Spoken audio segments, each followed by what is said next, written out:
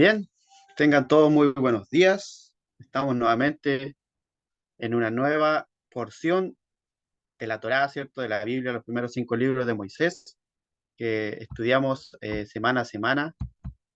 Esto ya vamos en la segunda porción, que es la porción de Noé, como es la traducción, Noah en hebreo, el cual su traducción es descanso. Ahí vamos a ver más o menos por qué significa descanso. En la sección de la Torá está en Bereshit, o Génesis, ¿cierto? Capítulo 6, desde el versículo 9 hasta el capítulo 11, versículo 32. Es todo lo que comprende la porción de Noah. Y generalmente esta porción se lee también, tiene mucha referencia en la paracha anterior de Bereshit, casi al final de la porción. También habla de Noé. ¿Por qué se presenta Noé a esas alturas? ¿Cuál es la razón de por qué llega ahí? Dice que la maldad de la tierra era tan grande que, que era necesario que llegara alguien, un justo, un sadik, como se le llama. Y en la sección de la Torá, en Parashat, en la porción de Noé, dice en la Torá, la primera línea, en el versículo 1, dice: estos son los descendientes de Noah. Noah era hombre virtuoso y perfecto entre sus contemporáneos. Noah se conducía con Elohim. Noah tuvo 3 hijos, Shem, Ham y Jafet. Dice que se corrompió la tierra ante Elohim, que le traducen como Dios, pero tiene otro significado que vamos a ver más adelante igual. Y dice que la tierra se colmó de crimen. Elohim observó la tierra y resulta que esta estaba corrupta por todo ser corrompió, porque todo ser corrompió su propia naturaleza sobre la tierra.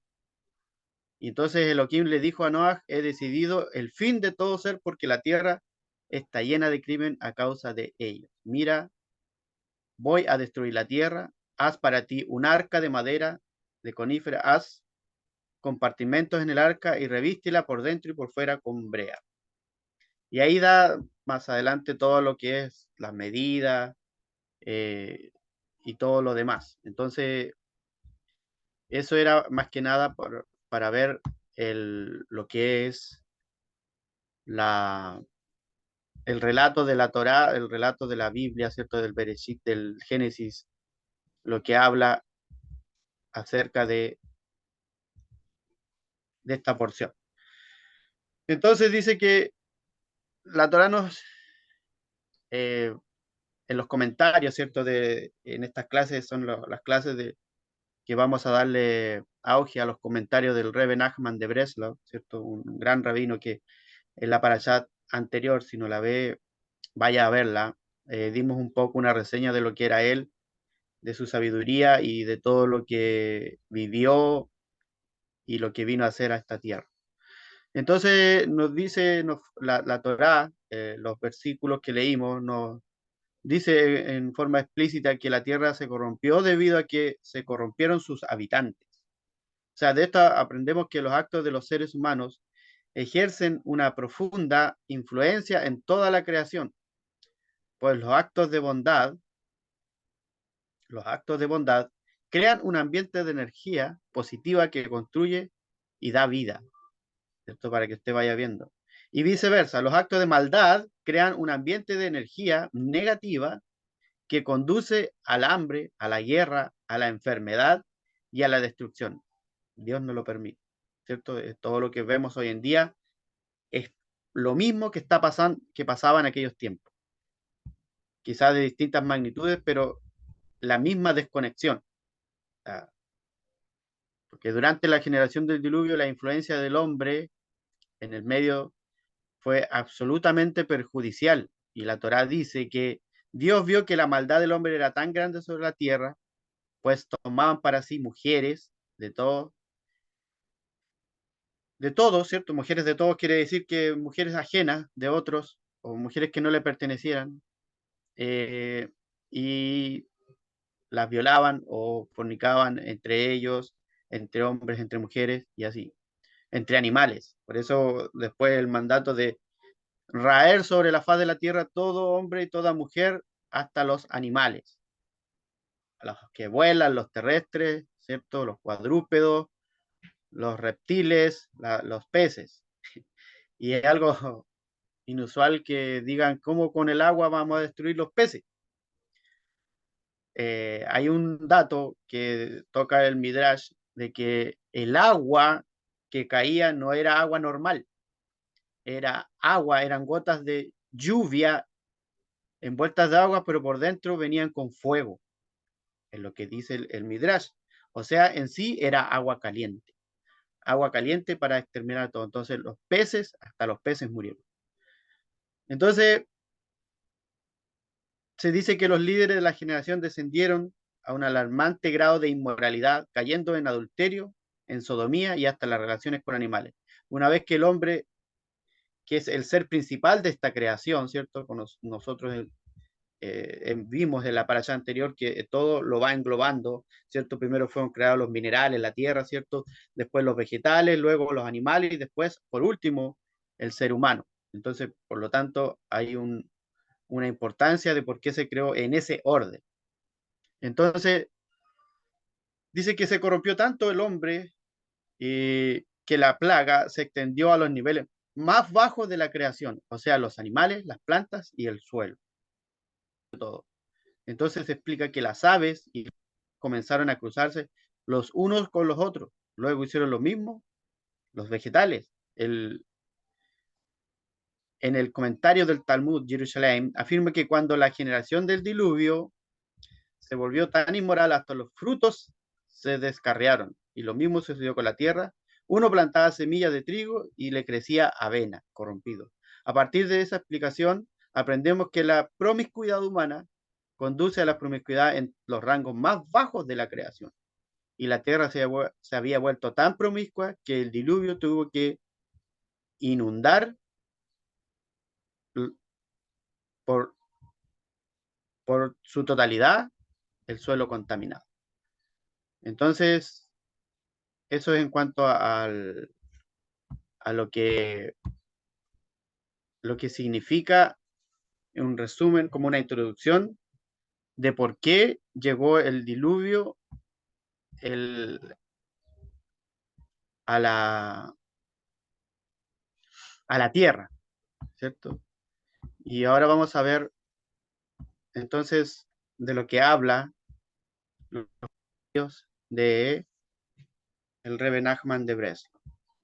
Entonces Dios vio que era grande la maldad del hombre en la tierra. Esto es parte del, de la paracha anterior, ¿cierto? De lo que habla en cuanto al... Aparte a las finales ya casi de la paracha Bereshit, empieza a hablar de la maldad sobre la tierra, ¿cierto? De los ángeles caídos, de todas esas cosas, que se empezaron a meter con mujeres humanas, y de ahí nacen los grandes héroes que le llaman, nacen los gigantes, y así, todas esas cosas fueron provocando maldad y el hombre también lo fue haciendo. Entonces, vamos a ir viendo algunos conceptos que podemos uh, ir traduciendo en cuanto a lo que es esta parte. Ustedes me ven si me dicen si se ve en la pantalla lo que estoy compartiendo. Ah, sí, ahí lo muestra. ¿Sí Sí, se ve, cierto? se ve. ¿Se ve? Se ve. Ok. Sí. Entonces, para que los que no entienden hebreo y los conceptos, vamos a ver qué es lo que significa Noah.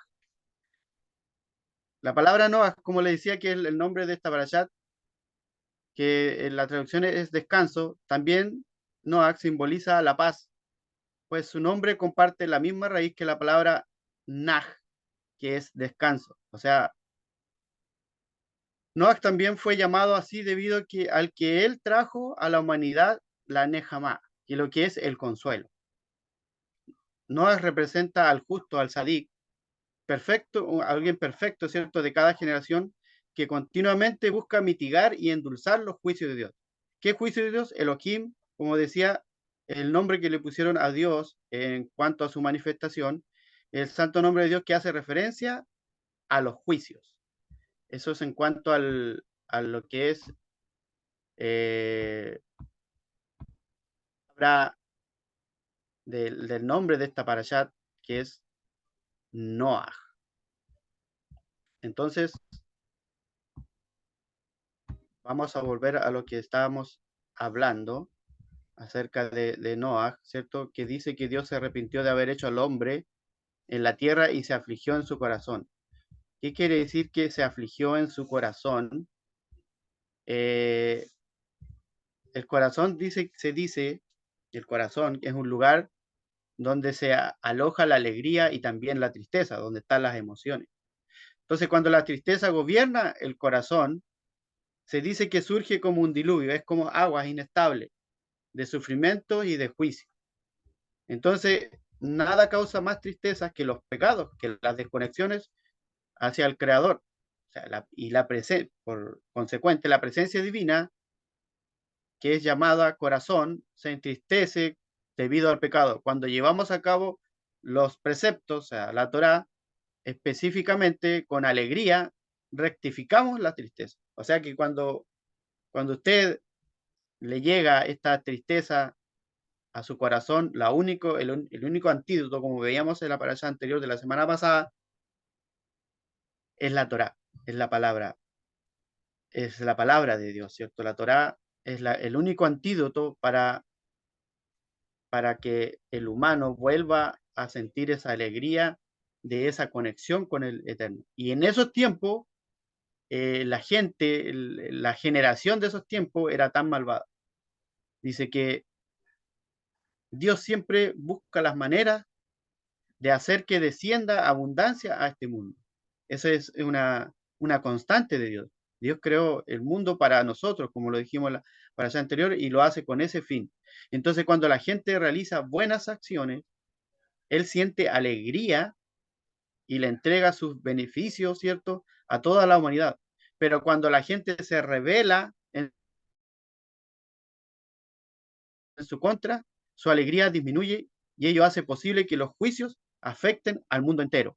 Entonces a veces personas dicen, pero ¿por qué me llegan cosas a mí? ¿Por qué me llegan si yo soy buena persona, no le hago daño a nadie? Claro, puede ser que en ese sentido sí, pero hay otras cosas como la inmoralidad sexual y otras cosas más que son desagradables delante de los ojos de Dios y provocan desconexión, provocan fisuras en la gran vasija. Entonces, es importante que nosotros hagamos buenas acciones, que nosotros nos arrepintamos, hagamos teshuvá de las cosas que muchas veces causan juicio y afectan no solamente a nosotros, sino que al universo, a las demás personas, a todo el mundo. Eso es lo que nosotros a veces no tomamos en cuenta y no nos importa la vida de los demás. Y debería importarnos porque somos todos uno, somos todos uno, tenemos la misma naturaleza. Entonces, es importante que nosotros siempre seamos condescendientes y seamos empáticos con los demás. Por ejemplo, hoy en día podemos ver en las noticias que muchas personas justifican el terrorismo, justifican ataques de guerra, pero no ven lo que va sufriendo, el daño colateral que van provocando a inocentes con esos actos terroríficos. Entonces, es importante que nosotros podamos hallar gracia, como lo dice ahora, más adelante, a continuación, en el versículo 8 dice, pero Noé o Noah halló gracia ante los ojos de Dios. Y de eso es lo que tenemos que poner énfasis en nosotros mismos hoy en día. Hallar gracia en esta generación malvada, marcar la diferencia ante los demás. No hacer lo que hacen los demás, sino que al contrario, marcar una diferencia y hallar gracia delante de los ojos de Dios. Muchos sabios hacen referencia a que todos los secretos del cielo estaban dados en aquella época, estaban dados a todos en general, pero nadie quería seguirlo porque iba en contra de las cosas carnales que ellos hacían. No quiere decir que Noé haya sido un sadik a la altura de Moisés, a la altura de Abraham, de los patriarcas, pero en su generación él halló gracia delante de los ojos de Dios. Quizás tenía maldad como lo tenemos todos nosotros, tenemos inclinaciones, buenas y malas, pero él halló gracia por marcar la diferencia. Por eso ahí su nombre, descanso. Él trajo la paz en una generación que estaba corrompida. Dice, Noé halló gracia a los ojos de Dios. Los ojos de Dios hacen referencia a la providencia divina, ¿cierto? Entonces, el hallar gracia es agradable de la persona de Dios. El hallar gracia es similar a una persona que es caritativa. Cuando la persona es caritativa, dice que la persona halla el favor a los ojos delante de Dios y hace que su color, su semblante sea diferente. También que también manifiesta la gloria de Dios en sí.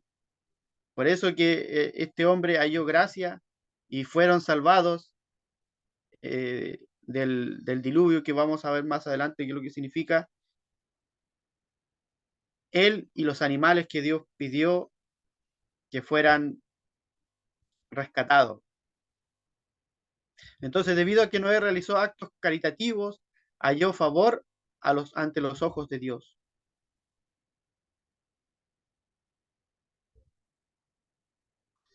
Cada sadik, cada justo, cada líder de cada generación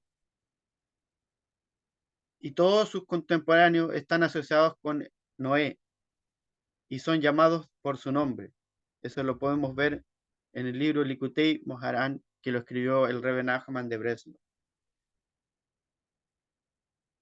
El nombre de Noach, se repite para reflejar el hecho de que cada justo tiene dos espíritus, uno en este mundo y en el mundo por venir. El Zohar, el cuerpo principal de espiritualidad, de interpretación de la Kabbalah y de lo que es esta espiritualidad, ¿cierto? Él relata que la persona que es justa puede pasar de un lugar a otro, puede vivir normalmente en este ámbito terrenal, en este plano físico, pero también puede viajar a planos espirituales y puede intervenir en el plano espiritual para manifestar lo bueno en este plano físico. Puede materializar las buenas acciones en el ámbito espiritual para convertirla en bendiciones en este plano físico. Eso es maravilloso. Y nosotros lo hemos podido comprobar con nuestra familia, con nuestros actos, con las clases que damos, con todo lo que nos rodea, lo hemos podido experimentar personalmente. Cada uno de nosotros tenemos un testimonio acerca de eso. Tenemos algo que decir acerca de eso. No es algo que a nosotros nos contaron, sino que es algo que sabemos. Por eso nosotros la fe actúa diferente. No es una fe ciega que yo voy a creer en algo que no vea, sino que es algo que nosotros hemos vivido, lo hemos sentido, está latente en nuestra vida y en nuestra familia. Entonces, cuando un justo, cuando un sadik experimenta un ascenso, ¿cierto? Así sea debido a su crecimiento espiritual o por haber llegado el momento en que debe dejar este mundo, el espíritu superior desciende para elevar el espíritu inferior y así unirse al Creador. En ese momento, un discípulo cercano, alguien que lo siga, alguien que haya aprendido de él, puede beneficiarse del ascenso de este justo y recibir incluso una doble porción de revelación divina. Es maravilloso. ¿Recuerdan cuando Elías fue traspuesto? ¿Cierto? Cuando Elías fue transformado, fue metamorfizado en divinidad, Eliseo, el discípulo de él, recibió doble porción de lo que tenía Elías. Y podemos ver la vida de Eliseo, cuán grande fueron sus actos de ahí en adelante. Entonces, es maravilloso el poder estudiar estos secretos, el poder conocer esta forma de poder vivir esta vida. porque cuando vivimos en este plano físico se nos vienen muchos ataques del universo, de los astros. Estas cosas están dispuestas a destruirnos poco a poco. Por eso vamos envejeciendo. Pero el alma, lo que está dentro de nosotros, el Ruh y la Neshama, esa, eso puede perdurar para siempre y cada día se va alimentando y cada día va creciendo más y más. Entonces, para eso son estas clases, para esto son estas conexiones que hacemos. No es con el hecho de llevarlos por una religión y que digan, hace esto, si no vas a tener este castigo. No, todos tenemos desconexiones, pero todos podemos revertir esas desconexiones. Nacemos incluso con desconexión, ¿cierto? Usted puede ver cómo es un bebé. Es la persona más egoísta, aunque te diga, no, qué linda criatura, pero siempre está llamando la atención para obtener algo a cambio. No es que esté en contra de los niños. Me encanta cómo son, su inocencia y todo eso.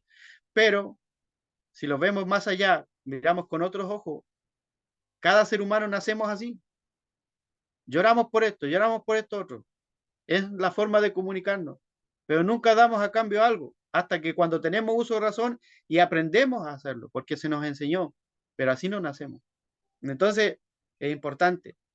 Y la Torah expresa que que si Noé hubiese fallecido, como él andaba con Dios, como lo dice la palabra, dejando detrás a sus contemporáneos, dice que ahí no hay pérdida porque él, ¿cierto? No hay, o sea, perdón, no hay pérdida para él, porque es muy grande y respetado y venerado en este mundo y en el mundo que viene.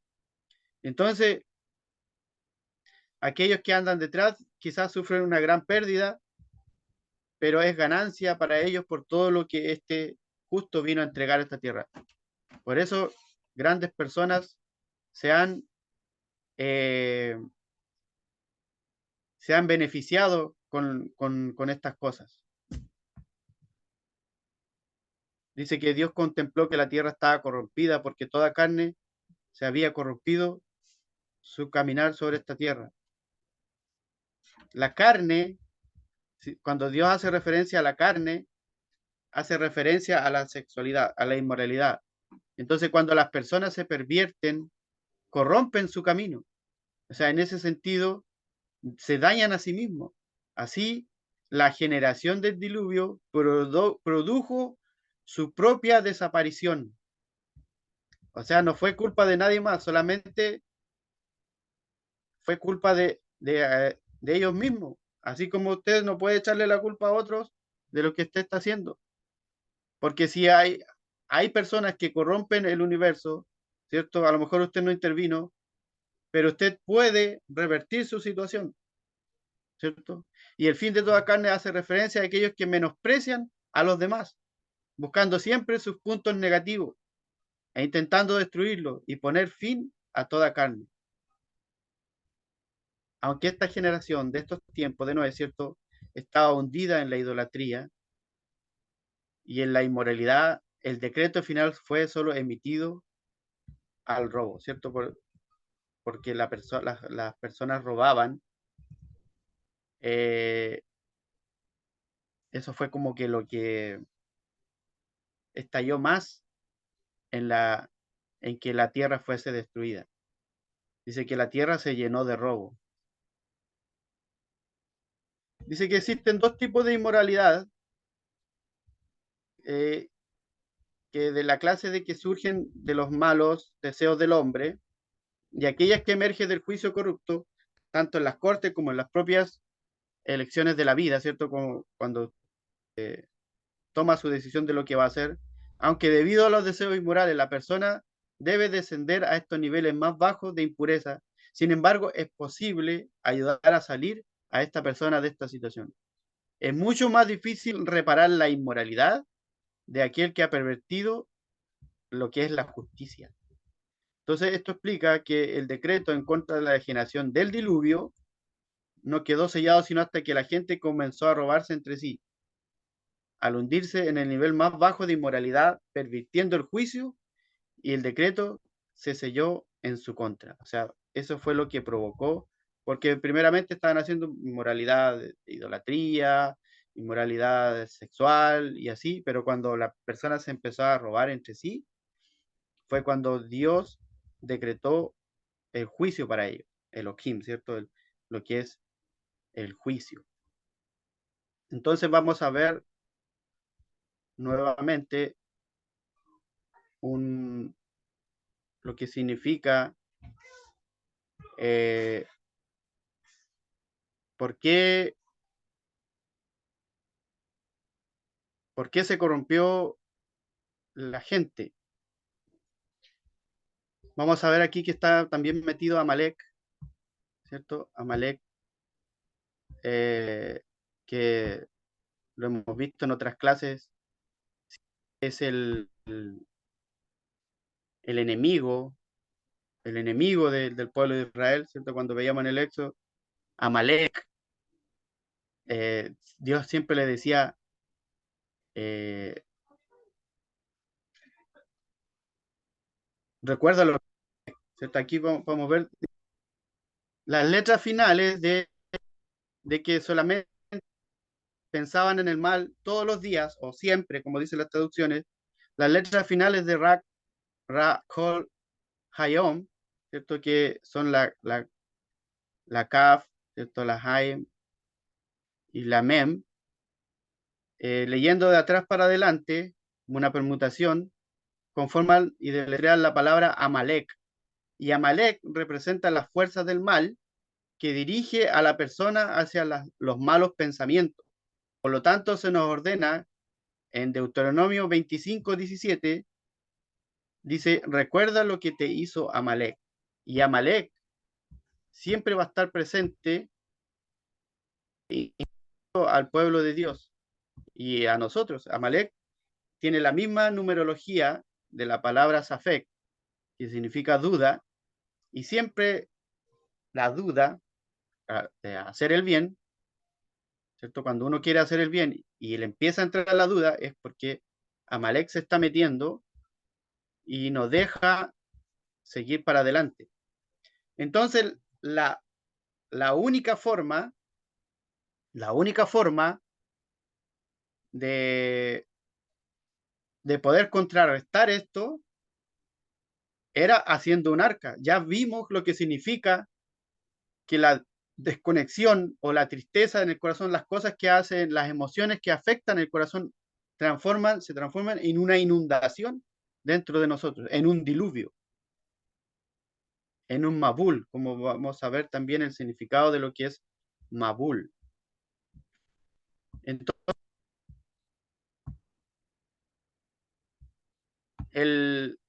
vamos a ver, vamos a volver al compartir.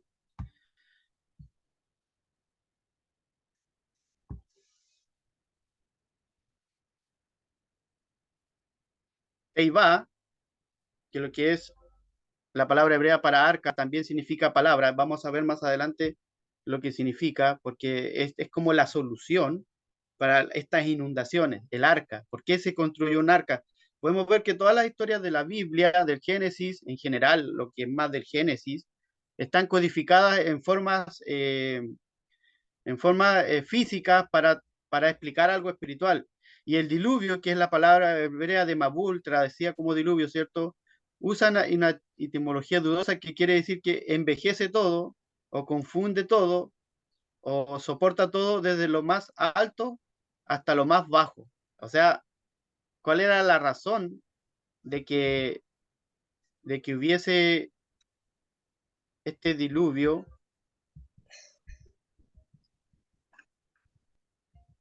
Era porque, vamos a dejar de compartir, como lo dijimos, ¿cierto? Inunda, te inunda por dentro. Y la única forma, o única fórmula que Dios encontró, y lo dice en el capítulo 6, versículo 14, haz para ti un arca de madera de ciprés. Harás el arca con compartimento y deberás cubrirla con brea por dentro y por fuera. Y si usted pone más adelante, nombra las medidas de todo esto que tiene su significado y tal en todas estas cosas,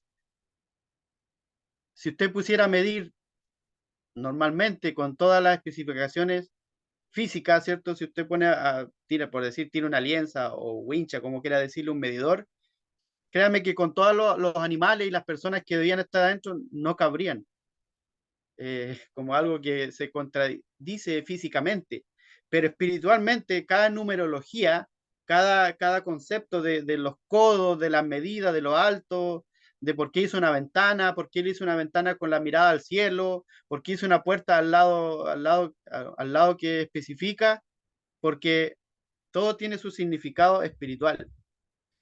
Entonces, si ese es para ti un arca, lo que vimos que era Teibá, que era lo que significaba arca, significa también palabra. Teibá significa palabra. O sea, que las aguas del diluvio hacen referencia al mar de sabiduría. La sabiduría de la Torá, de la palabra de la Torá, requiere recipientes, que somos nosotros, para que se pueda captar. O sea, la Torá en sí no se puede captar si no hay alguien que la reciba. Por eso el pueblo de Israel tuvo que subir al monte en una elevación para recibir esta palabra, para recibir la Torá. Pero usted dice, pero aquí no había Torá. Aún no llegaba Moisés y el pueblo de Israel. Pero vamos a ver adelante cómo fue esto. Entonces, aquellos que dañan el pacto y malgastan su simiente, o sea, la inmoralidad sexual, de introducir su semen en el lugar que no le corresponde, dice que destruyen sus recipientes, o sea, fisuran su vasija. Esto hizo que las aguas se transformasen en una inundación, en un diluvio, dado que en ese tiempo no había dónde contener las aguas del mar de la sabiduría. Por lo tanto, las aguas del diluvio se fortalecieron y se elevaron y cubrieron toda la tierra. Y tierra sabemos que es a lo que se refiere todos nosotros, este plano físico. Noé era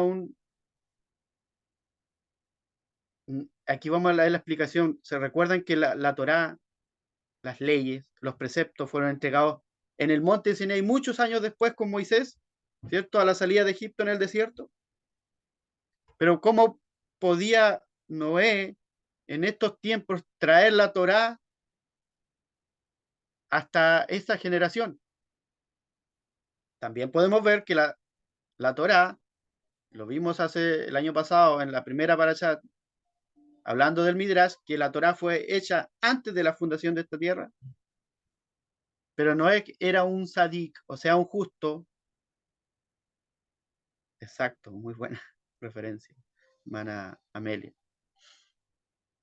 Yo veo que están captando esto. Esto es maravilloso porque cuando las personas captan, esto trae bendición y lo transmiten a sus familias. Es maravilloso.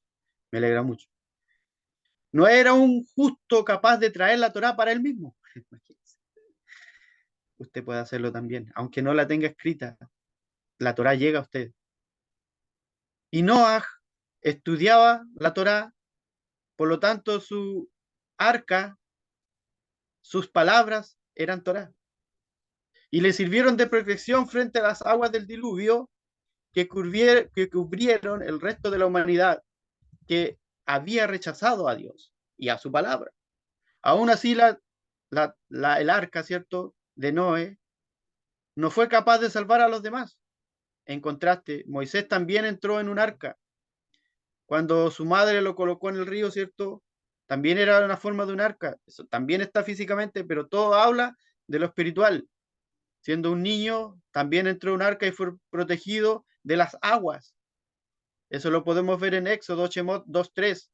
Dado que Moisés estaba destinado a recibir la Torá y hacerla descender para toda la humanidad, su arca, sus palabras, la Torá, fue suficientemente grande como para salvar a todos. Qué maravilloso.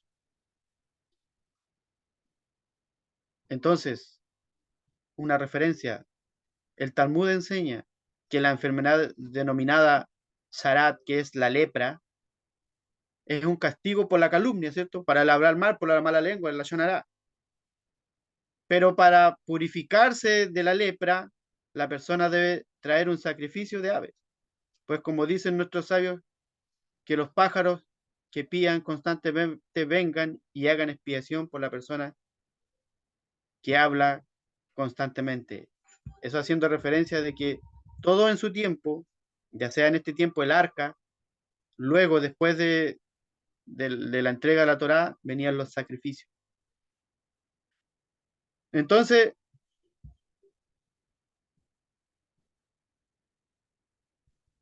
la Teivá, que es el arca, ¿cierto?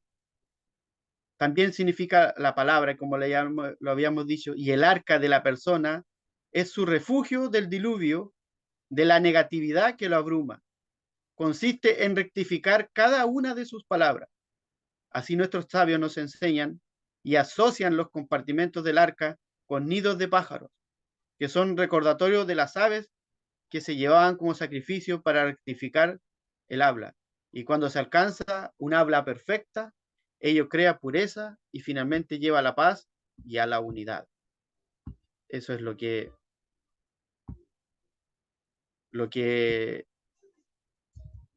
habla en cuanto a esto. El profeta Isaías también habla acerca de este fenómeno, perdón, que lo llama las aguas de Noé, en Isaías 54, versículo 9, y el salmista ve con los ojos de su poesía, de su prosa, en este evento la afirmación del reino de Dios y su eternidad al decir en Tehilim o Salmo, ¿cierto? 29:10, Adonai, Dios, ¿cierto? Cuando el diluvio se sentó en su trono y se sentó Adonai en su trono como rey para la eternidad. ¿Para qué? Para hacer juicios. Pero cuando vino el juicio, el arca, o sea, la palabra, la Torá, protegió al justo, protegió al que halló gracia ante los ojos de Dios. Aquel que dentro de una generación malvada marcó la diferencia. Maravilloso. Entonces,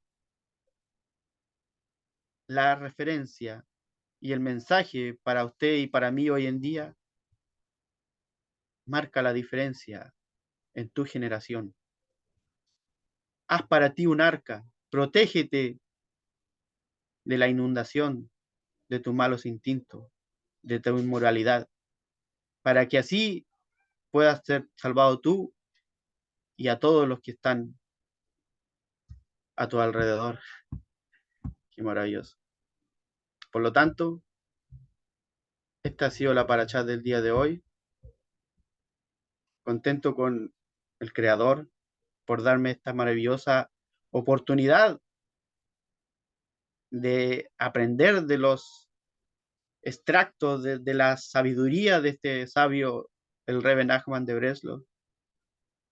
Dice que el Rebbe Nachman de Breslau lo dice en su libro Likutei Moharan, que cuando tú comienzas a leer estos secretos, nunca serás igual. Yo creo eso. Y cuando se enseña esto, la generación se transforma. Imagínese, este sabio vivió 38 años, pero toda la sabiduría que trajo hace que en nosotros se cree un arca por medio de la Torá, por medio de su palabra, y podamos soportar, podamos sobrevivir a ese diluvio que nos acecha día a día. Así que muy agradecidos. Esta ha sido la clase de hoy. Si alguien tiene algo que decir, queda abierta la oportunidad para comentar o para hacer alguna pregunta. Está Jacob, estoy yo para, con la ayuda de Hashem, dar una respuesta. Así que están a...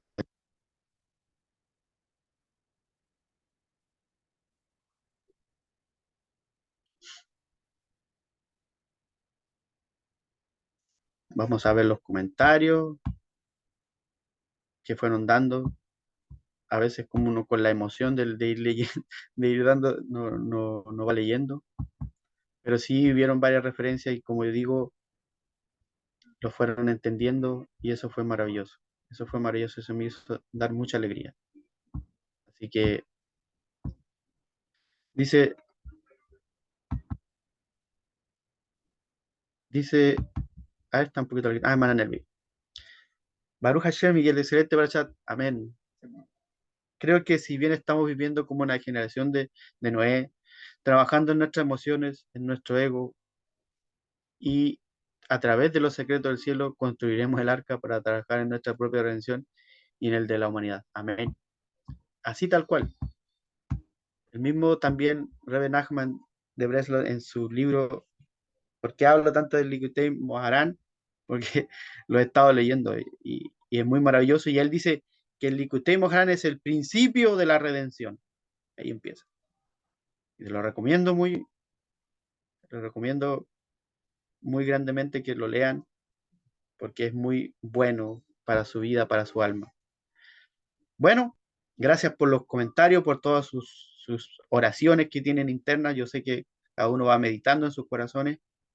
Y así nos vemos hasta una próxima oportunidad, ya avanzando con otros personajes de la Biblia, como se le dice, pero encontrando en ellos,